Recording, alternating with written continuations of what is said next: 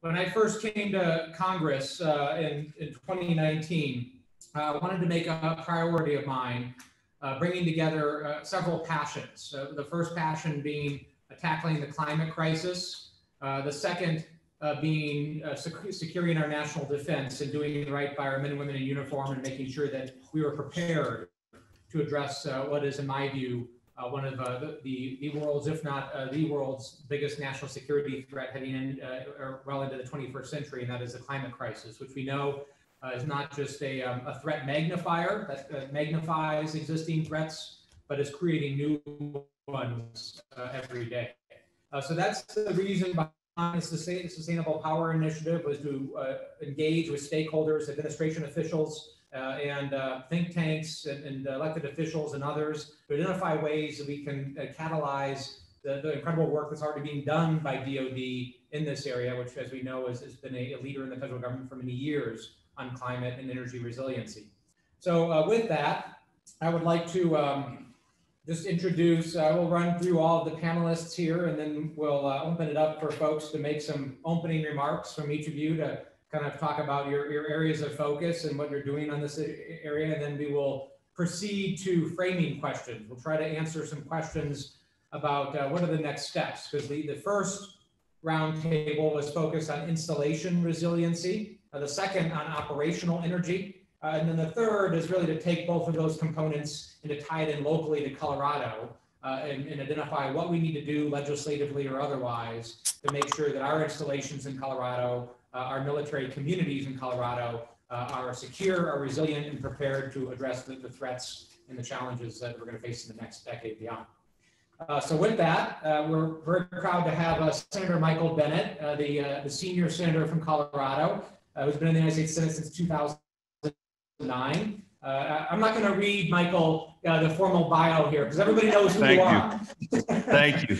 But I will say, as somebody that's known for being a pragmatist, is one of the finest legislative minds, I think, in the United States Senate, that has a very large portfolio of pragmatic, bipartisan, bicameral bills, is somebody who, like me, is a unabashed policy wonk, and loves to dive deep into the policy of issues. We take great pride in that, Michael. So really great to have you. Thank you, Jason. As I listened to you describe this effort, I in part was thinking, what a great congressperson you are for having thought of doing something like this and then having done it. And then I started to think about what a lame senator I am for having failed to do something like this. So I really appreciate your including me. It's actually given me a really good idea, I think. And I am grateful for everybody who's on the call.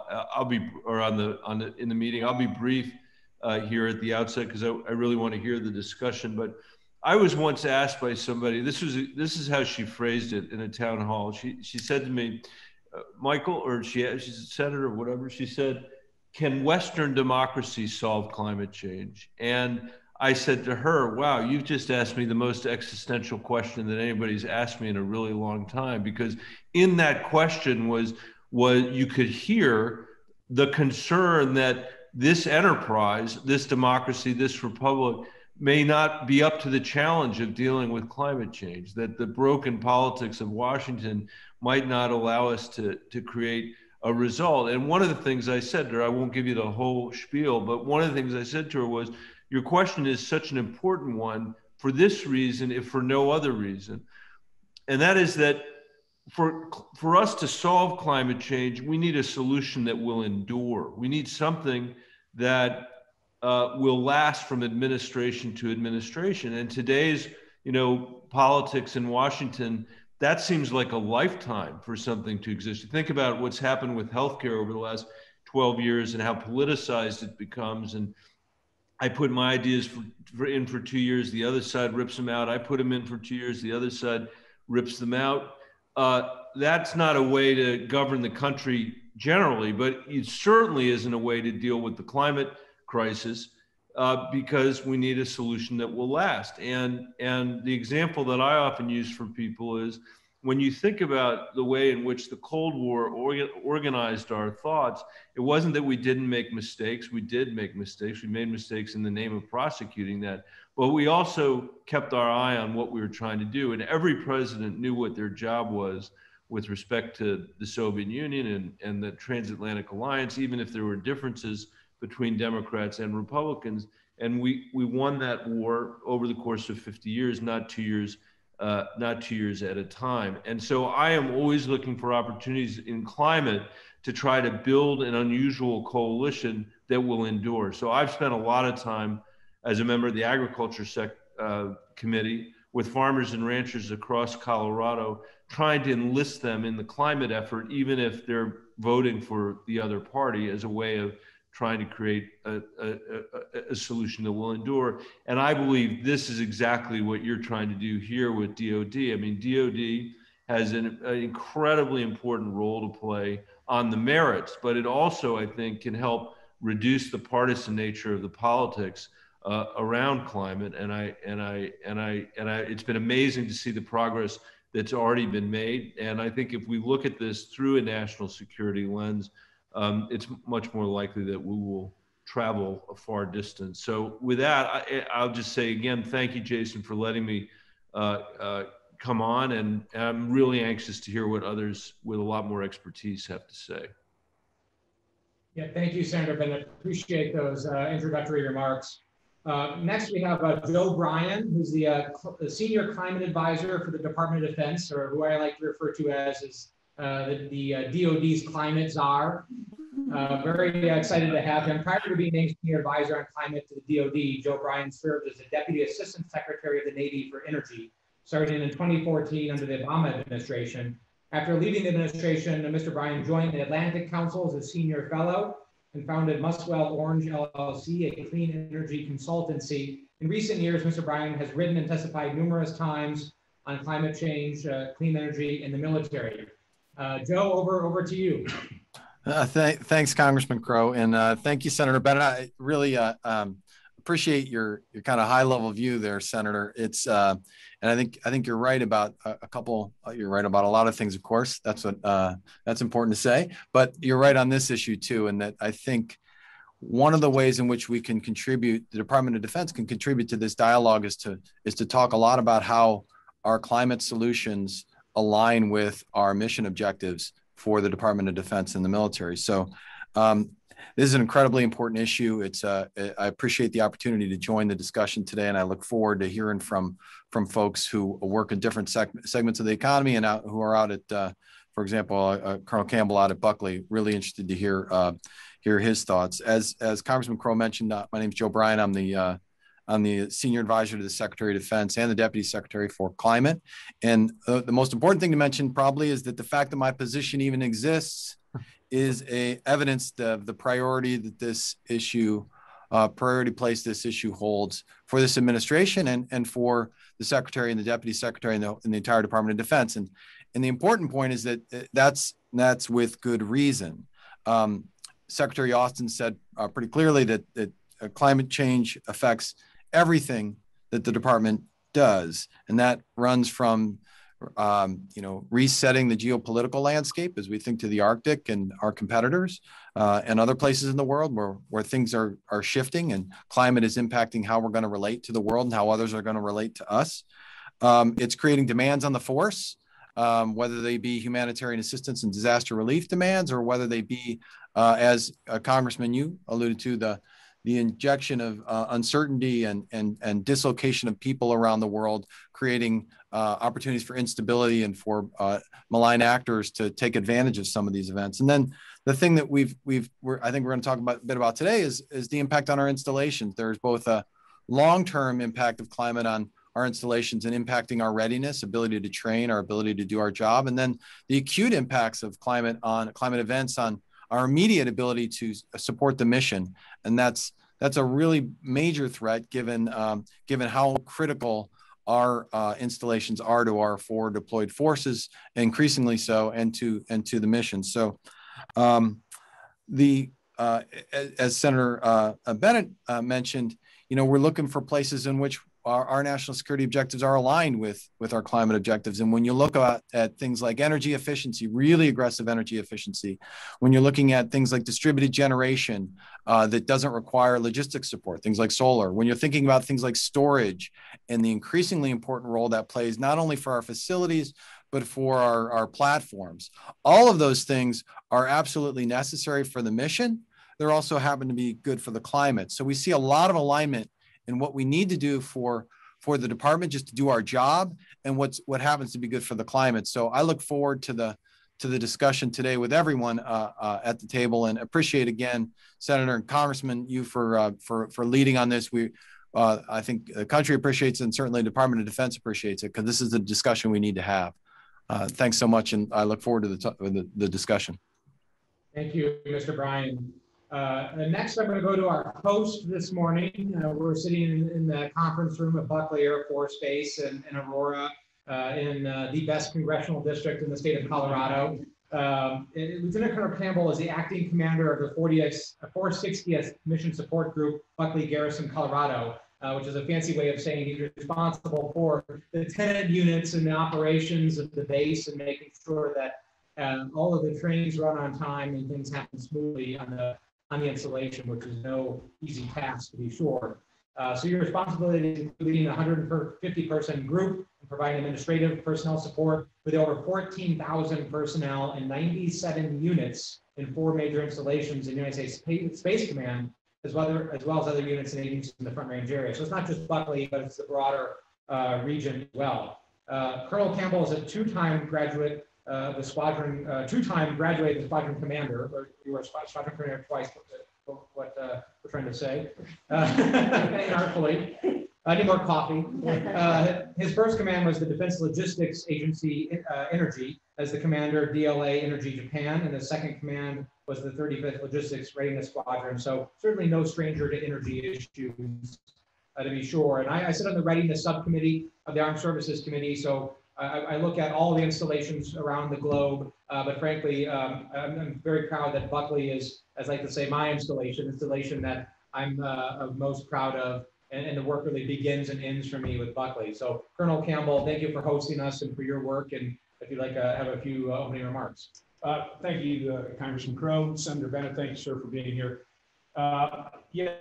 So I feel woefully underdressed in the resume department as I sit here among all you wonderful people. And unfortunately, I wasn't at the first 2 panels, but as Congressman Crow pointed out, my first command in Japan with DLA Energy Japan was a big eye-opener for me, and from a strategic and operational perspective when it comes to our dependency on fossil fuels and kind of those strategic impacts when it comes to the warfighter. So I've always had kind of a passion for energy since then. However, being here at Buckley for the last, it's only been 11 months since I've been here, energy is, we always talk about energy, and we talk about energy resilience and how we can be better prepared to support our national zero-fail mission. So it's critical for us here how we're going to move forward in the future. And I look forward to the discussion on the panel. And I've got a few thoughts, but I just want to say thank you for letting me be a part. Thank you, Colonel Campbell. Thank you for hosting us. Sure. Next, I'd like to go to Alice Jackson. Congressman, yes. Congressman, sorry. Alice, I apologize. It's Michael. I have to vote, so I'm going to abandon you. I may come back, but I just want to let you know. And Colonel, thank you very much for all you do. It's good to see you. Sorry about that. Thanks. Thank you. Thank you, Michael. All right. Alice Jackson, who's the president of Excel Energy Colorado.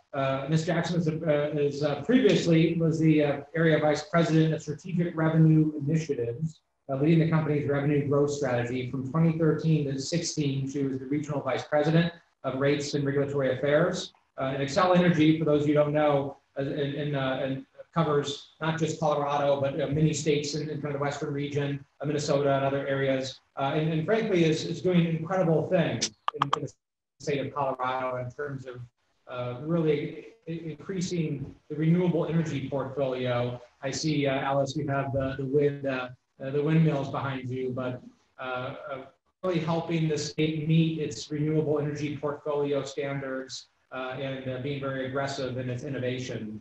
And of course, we're sitting here on a base. You can't talk about energy military installations without talking about where that energy comes from. And it's, in so many cases, it's coming from the civilian providers, the utilities, and we have to take a holistic view of that. So Alice, thank you for joining us. If you have any intro remarks, we'd love to hear it. Yes, so good morning, good afternoon, depending upon where you're based. Happy to be here for the conversation today. Sorry to not be there with you in person in the conference room. Unfortunately, I am down in the Houston area. We had a family emergency, so I'm helping out my family right now. But yes, Xcel Energy does serve 8 states in the central US. We were the first utility in 2018 to announce an aggressive carbon reduction plan to achieve a zero carbon system by 2050, with an interim target of hitting an 80% reduction across all 8 of those states by 2030. We like to say it's not a competition, but here in Colorado, we're leading the pack inside of Xcel Energy, and I'm excited to say that not too long ago, we filed a plan that would actually achieve an 85% carbon reduction from our 2005 levels by 2030.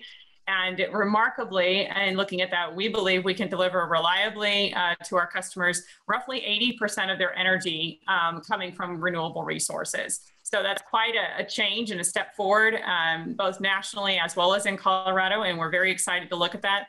And then the last component of it is around affordability. We believe we can do all of that in delivering those resources to our customers for less than 2%, or for less than the rate of inflation increases every single year.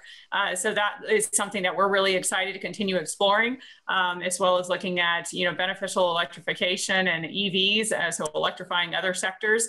There are a lot of pieces of the puzzle here. It's incredibly complicated, but we're excited about the future. Thank you, Ms. Jackson. Appreciate you joining us. Next is Dr. Jim White, who currently serves as the Dean of the College of Arts and Sciences at CU Boulder. His research focuses primarily on global scale climate and environmental dynamics. In 1989, Dean White started the INSTAR Stable Isotope Lab at CU Boulder, which is world renowned at this point and doing much of the important research in this area. In recent years, his research has helped to show that large climate changes tend to occur in the natural system as abrupt and rapid shifts in mode, probably driven by internal adjustments in the Earth climate system, rather than slow and gradual adjustments to changing external conditions, such as the amount of energy received from the sun. I understand roughly a third of that. But most importantly, Dr. White, a longtime friend and mentor of the far smarter Crow in the Crow family, and that is Dr. Desiree Crow at the University of Colorado as well. So Dr. White, thank you for joining us. Thank you. Thank you so much, Congressman Crow. Thank you. I'm honored to be here. This is a great group. Normally when I talk about climate change and sustainability, it's to the people that either really want to hear me or really don't want to hear me. So this is a lot more fun. I got to do something about that bio, by the way. It's got to be cleaned up and sanitized. I've been a climate scientist for about 40 years now, and I've got the flat spot on my head from banging my head on the wall and the doors to prove it. I've done a lot of work with ice cores, a lot of work on trying to understand how climate changes. Something I won't talk about today is abrupt climate change, which is one of the more existential threats that we face. I did want to point out that I'm here representing not only myself, but the University of Colorado Boulder. Bragging points, Congressman, the University of Colorado Boulder is the #1 university in the world in publications in the environment and sustainability and in citations of those publications. So the Front Range of Colorado is a known global nexus of climate change research and sustainability. I would also point out that it's not just on the physical sciences, but we have a lot of expertise in the realm of economics, policy. I've been working recently with some national leaders around the country on the topic of democracy and climate change, which I think is a really fascinating one and something that really we should dig more deeply into as time goes by. Thank you for having me here. Thank you, Dr. White. Appreciate all you do. Next, I would like to introduce Kelly Nordini, the Executive Director of Conservation Colorado, which does much of the stakeholder engagement work and bringing folks together in the state around this issue and others, even at the forefront of the conservation policy for over 2 decades now, Kelly. and played a pivotal role in the conservation movement in efforts to advance clean energy, portfolio standards, and just transition issues in the state as well. Prior to that, you were Chief of Staff to the Speaker of the Colorado State House, Deputy Chief of Staff to Governor Ritter. So you've long been involved with the government and helping guide our elected officials, which we appreciate very much, and now is leading the largest environmental organization in the state of Colorado. So Kelly, thanks for joining us. Yeah, thanks. That's a very nice way of saying I've been beating my head against the political wall for almost 30 years. So I will see your 40 years, Dr. White, and raise you politics with that. I'm really honored to be here. What a great group, you know, from Excel's leadership to Colonel Campbell, and of course our elected officials. We're very appreciative to have Senator Bennett and Congressman Crow leading on this issue, and CO we work closely with. And, you know, just really happy we talk about the leadership story in Colorado and the outsized role that plays nationally, given the type of state that we are, a fossil fuel producing state that also has a long history leading on clean energy and climate. And at this moment in time, this intersection of state leadership combined with the federal partnership, you know, this is a generational moment in time to lead this challenge. And we're really excited to be a part of it and to see you all pushing forward and leadership on things like the American Jobs Plan, which we think is so fundamental to winning this fight. So thank you for having us. Thank you, Kelly. And last and definitely not least, and I've saved the best for last, a very long time friend of mine, not just a leader in this area, but somebody who the Crow family has known for a very long time and continues to do great work, is Christine Burr, who's the Senior Policy Advisor for the Colorado Energy Office. And as the Senior Policy Advisor for the office, you provide resources and support for communities across the state to reach their clean energy goals for a more sustainable future, to help them meet their portfolio standards and make the transition. In her current role, she also serves as the Regional Air Quality Commission, or serves on the Air Quality Commission as a member of the Office of Just Transition Advisory Board. Prior to the Energy Office, she served for 5 years as the Mayor of Lafayette and led the expansion of the city's renewable energy portfolio and sustainability goals and environmental education. So Christine, thank you so much for joining us. Well, I am just thrilled to be here. What an incredible group. And I won't take long because I think the discussion is going to be very interesting. As a former mayor, I think, you know, we know a lot of this work is happening on the ground level in local government. And it's a really exciting place to be because certainly, you know, even when we look at what's happening here at Buckley, it really, the leadership comes from within as well. And so really excited to have conversations with you about that. As Alice had mentioned, and we're very proud of the fact that our 6 largest utility companies that provide 99% of the energy in Colorado are going to be 80% renewable by 2030, which is extraordinary. So there's these big pieces that we're sliding into place with our greenhouse gas pollution reduction roadmap, which is sort of a sector by sector reduction in greenhouse gas emissions. And of course, renewable energy, energy efficiency, beneficial electrification, all the stuff that has already been mentioned plays a huge part. And I think resiliency is the end result. And so it's like, you know, the triple bottom line. When you do things for the environment, you get clean air, you get better public health outcomes, and resiliency, which is great. So energy security. So I'm happy to be here today.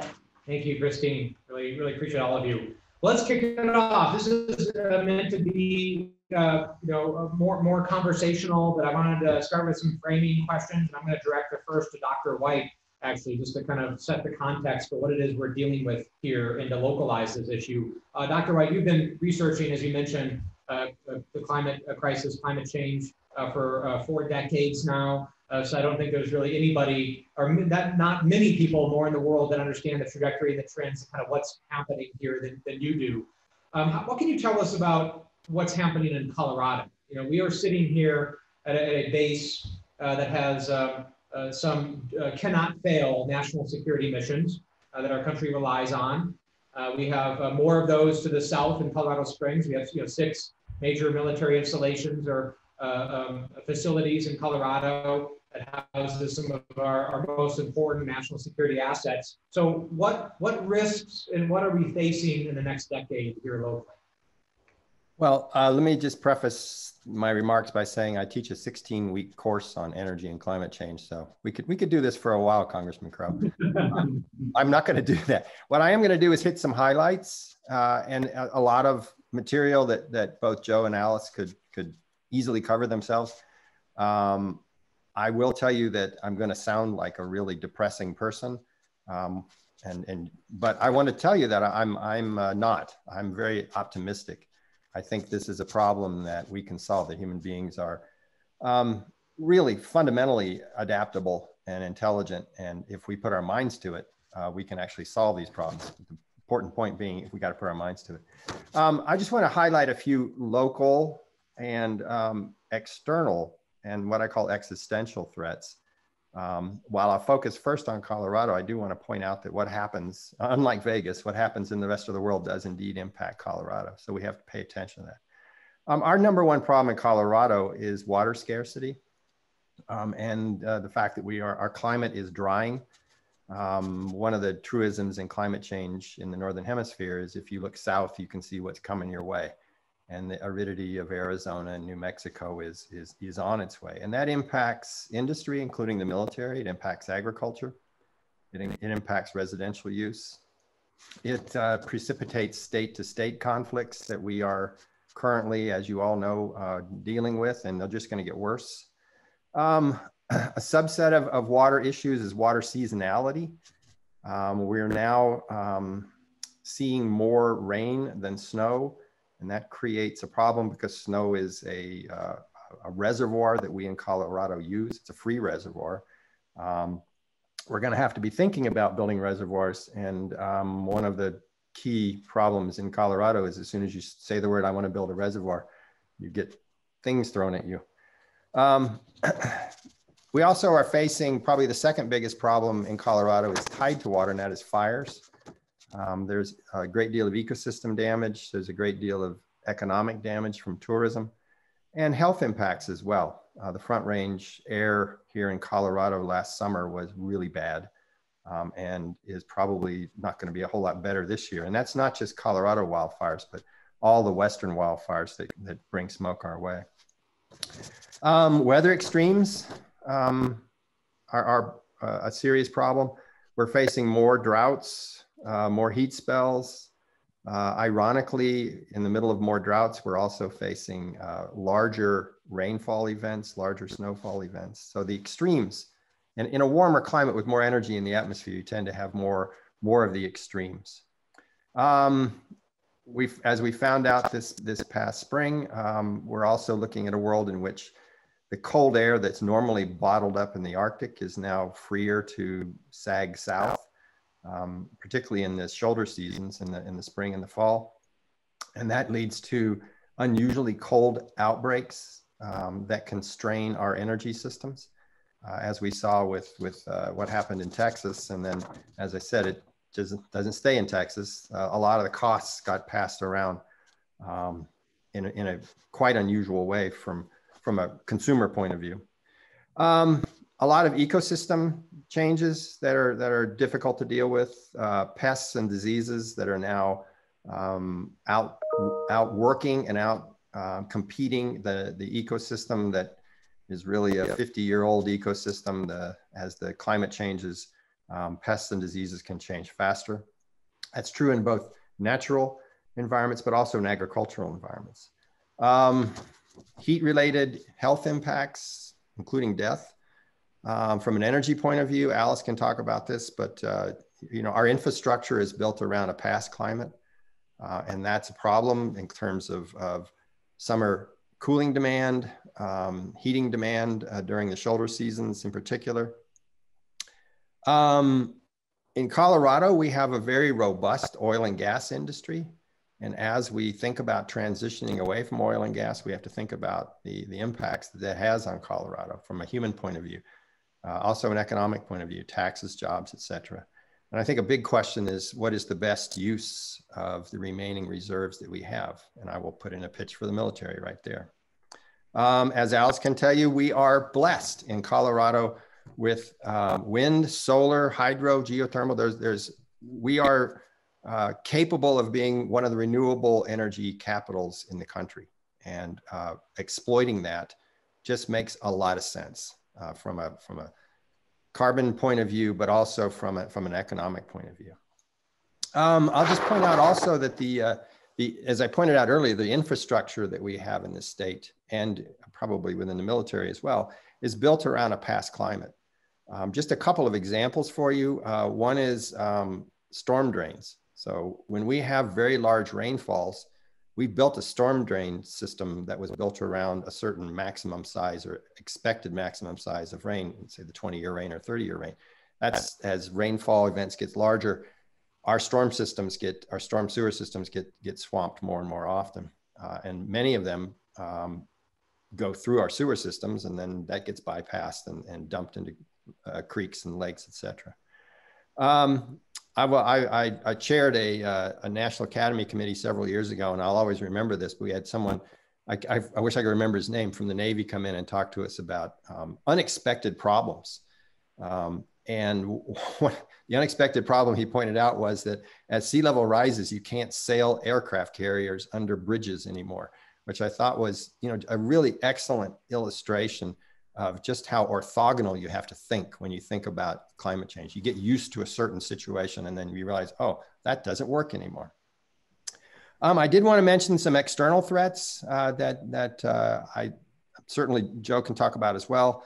Food security, supply chain issues, whether you make beer or whether you make computer chips, there are problems there.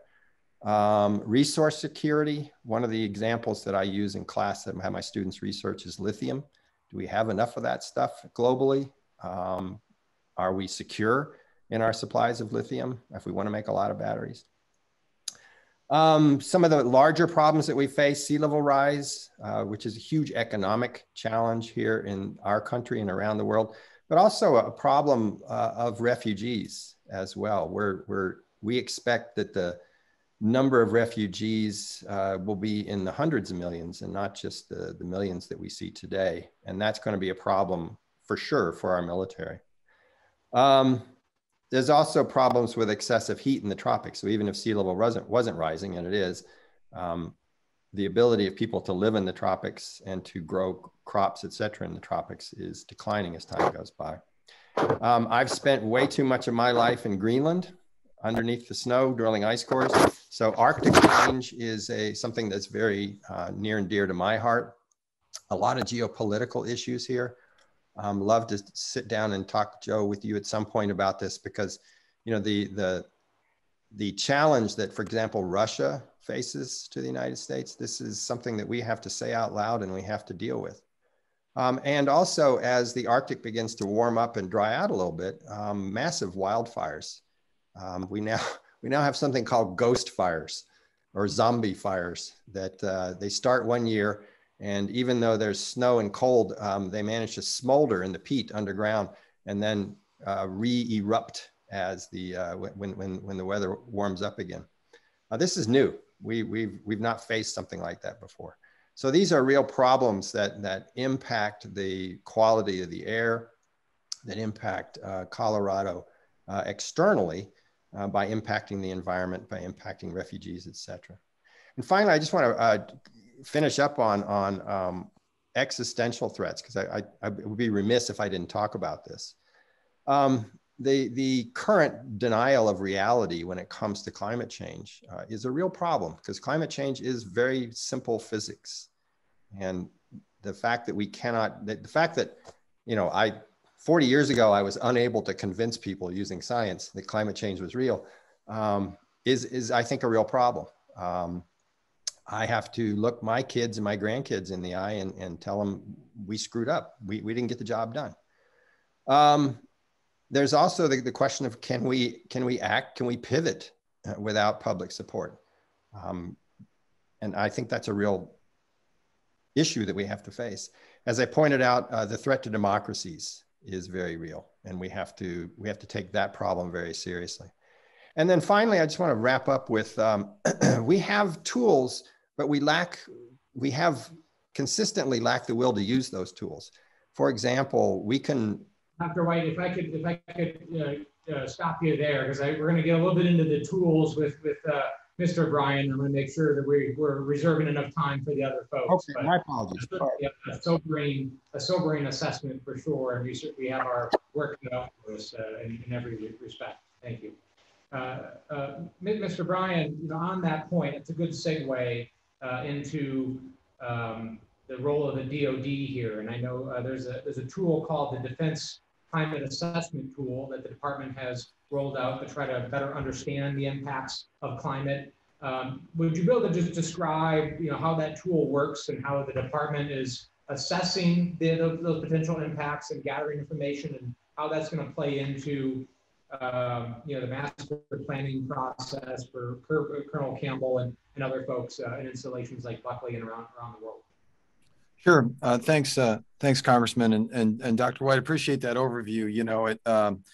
I like to think about climate change as creating a supply and demand problem, and that it's demanding a lot more emission from us, and it's cutting our ability to supply the resources necessary to meet the demand. So we got the lines going in the wrong direction, and the kind of gap between those two things is risk.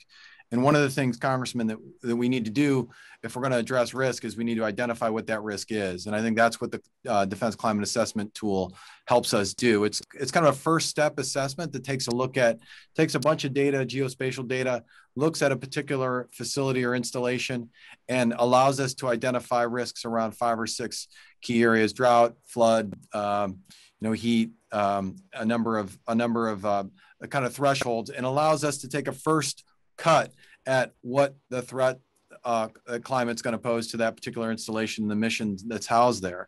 It's not the end all be all. What it is, it's a tool that we can execute quickly and relatively cheaply that allows us to inform what ends up being really important things like installation energy plans to mitigate the risk that those climate factors are going to pose.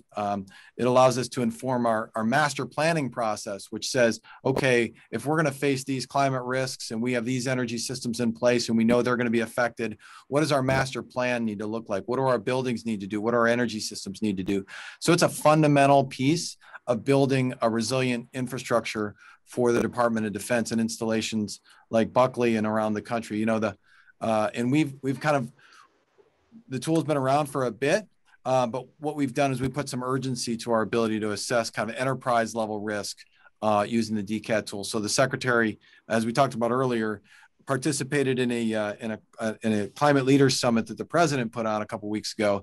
And in that summit, the Secretary committed that every defense installation in the country will have completed at least an initial assessment using the Defense Climate Assessment Tool by April of next year. So that's a pretty aggressive goal. We're going to baseline where we are, which is really important, and then we're going to get after things like some of the technologies and mitigation measures that can help improve our resilience for the critical missions at places like Buckley that Colonel Campbell can certainly speak to. So it's really a tool we're going to use to baseline where we are and to inform some more extensive planning and resource allocation that we know we're going to need to do to address some of the threats. So that's where we are on that. I actually don't know off the top of my head whether Colonel Campbell, whether Buckley has completed the tool or not. I should have probably checked that. Sorry, Congressman, that's bad staff work on my part of not checking that before I got on the call. Sir, I know our civil engineering squadron has started working on it. Yes. Yeah. So every base is going to run through this process. It's run out of a part of the Department of Defense. It's something we're committed to. So again, it's a fundamental building block of our ability to assess our enterprise level risk, as well as the specific risk that faces particular installations. And Congressman, I know this is something you've been focused on for a long time. So look forward to working with you on that. Yeah, likewise. Thank you, Mr. Bryan. Appreciate that very much. And there was a follow-up that on that I was going to go over to Ms. Jackson, but before I do, I want to go to Ms. Burr and then change gears just a little bit, because I know Ms. Burr has spent a long time, she wears many hats, as I know, but one of the most important is the impact of public health and how climate's impacting our health, particularly in Colorado. And we can't have a strong national defense and we can't do the things that we do here if people are not healthy. And we see asthma rates increasing. We continue to have increased number of non-EPA non-attainment days in Colorado. So I'd love to have you just touch on where you see that trajectory going in terms of the public health impact and what types of things we need to be thinking about. Oh my goodness. Well, for any parent that had their kids at home during the pandemic, I think what really triggered me was the wildfire season, the sort of threat multiplier. That was sort of an illustration of that, where I have a 4 and an 8-year-old and I didn't want to let them outside, and I sure as heck didn't want to be in the house with them all day. But it was scary, right? Because the sky was black.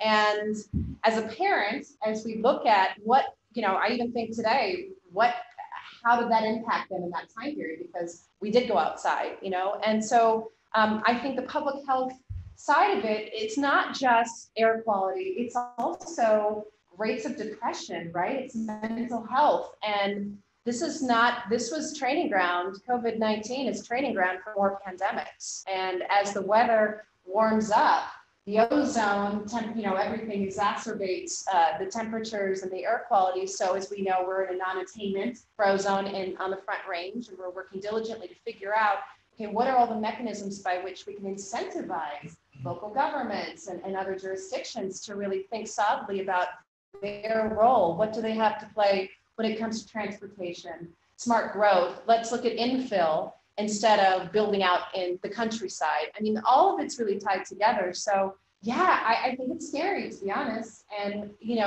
as Dr. White had mentioned, this sort of lack of understanding of the connectivity we all play when it comes to, climate change and, climate deniers. And there are local level electeds in this state that say, oh, it's not happening, it's not real.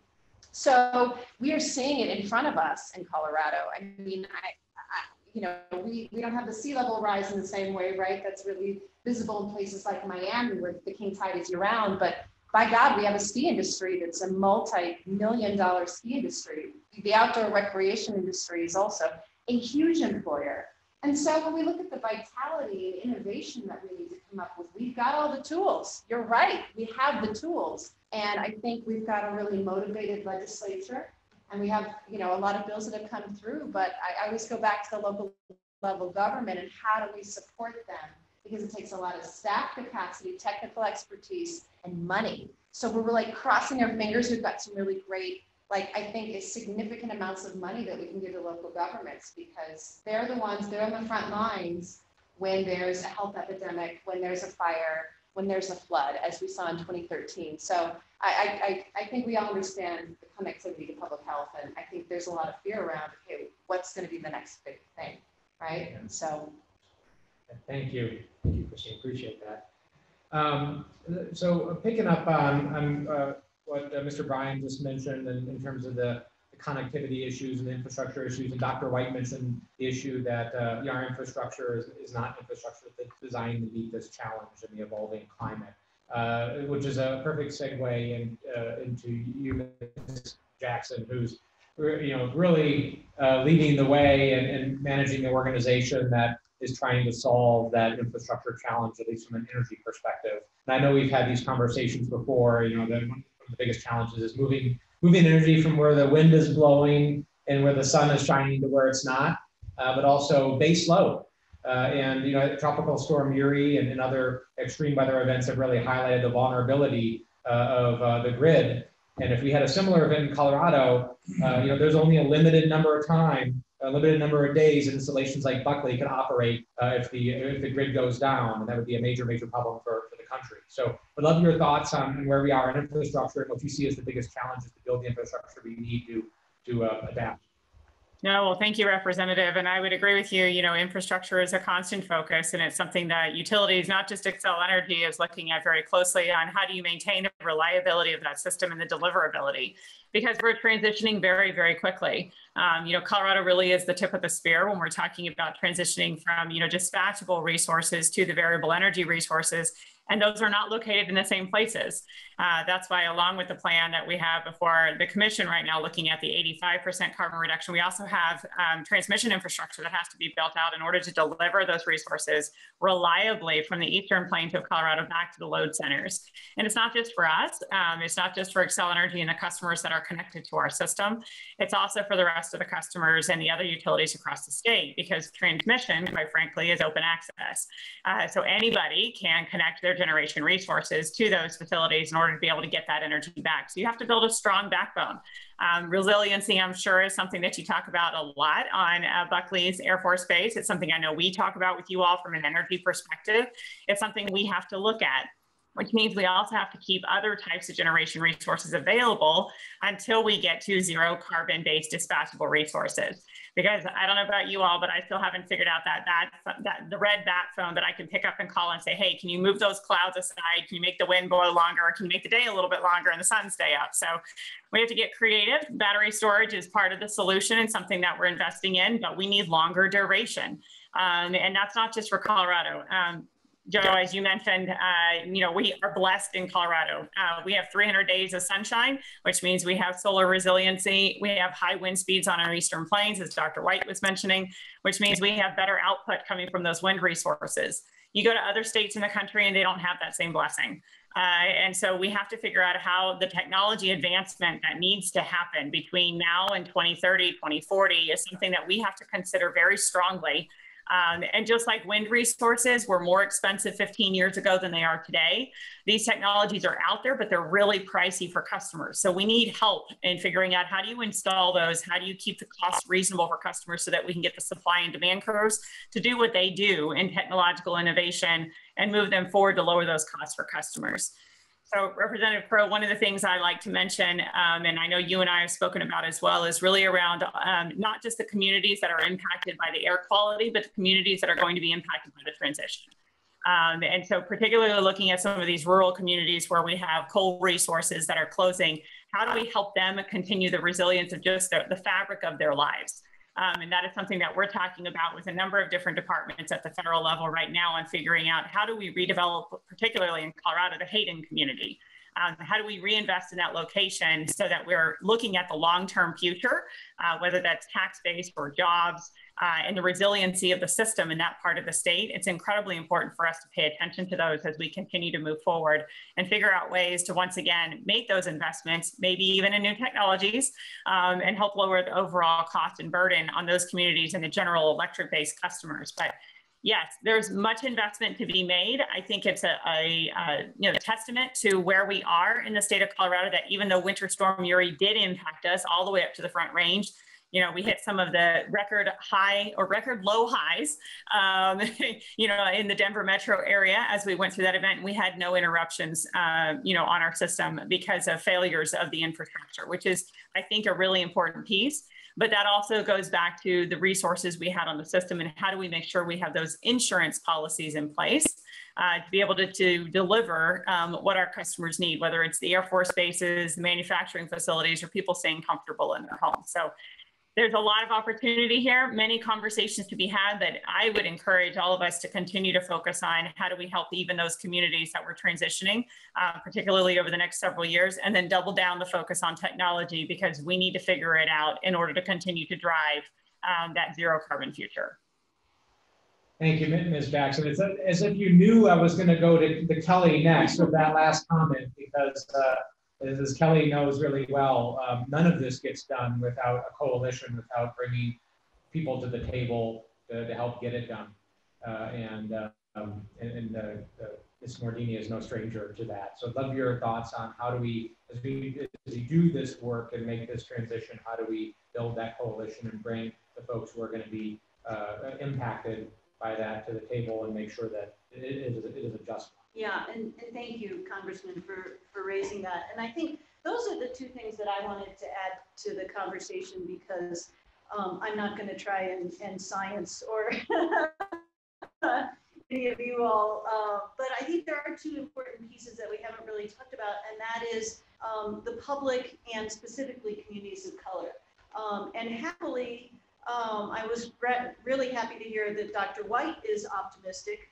It's always good when someone with his knowledge is optimistic. That gives me some hope. And so is the public. The public has really turned a corner on climate change. I've been following this research for 15 years, and it's been a long time that the public has believed in climate science. And frankly, the military as a validator in that is one of the most important proof points we see. But what we've seen is in the last 3 years or so, and this is true nationally, not just in Colorado, the public has turned the corner on urgency. And they no longer see this as a problem that might impact their kids or their grandkids, depending on how old they are, but they see it in their lives right now. And it's particularly weird weather, that's how they think of it, and wildfires that are bringing that home. And so we see 2-to-1 support from the public for action on climate change. Almost every single public policy we test that addresses climate change support for. And they want to see their elected officials take action within the next year. 2-to-1 support for that. That is unheard of in the political work that I've done for a long time, to have that level of support across the board, including with Colorado's largest chunk of voters, which are unaffiliated voters, and also majority Republican support. So while we have some elected officials who may be in denial, the public is not, and they are very clear about where we want to go and where they expect leadership to take us. And I think the other thing that we see in this is that all the things that Dr. White described, those are going to fall most unfairly and with the most burden on communities of color. And we see it right now, people dying at disproportionate rates in communities of color. And so we were very happy to see that President Biden, and I know Congressman Crow, you're supporting this, and Senator Bennett with the American Jobs Plan, are really looking at a 40% commitment to equitable use of the resources there to make sure that those communities not only face protections, but also benefit from this transition. There are massive benefits to this transition coming if we can do it fast enough. And so I think the American Jobs Plan is a really important piece. We really have 2 core values as we go forward on this. The policy that we need to do needs to be enforceable. We have run out the clock, the time for just kind of see if it all works out and see if people will do things voluntarily. We've run out the clock on that. So policy needs to be enforceable to hit these climate targets, and it needs to be equitable. And happily, there's strong public support for that. And so I think the leadership that you all are showing, the leadership from Excel, from the base, from our elected officials, the public is there with you. You just have to stay the course and get it over the finish line against what is a very small and increasingly isolated set of deniers. Thank you, Kelly. I appreciate that.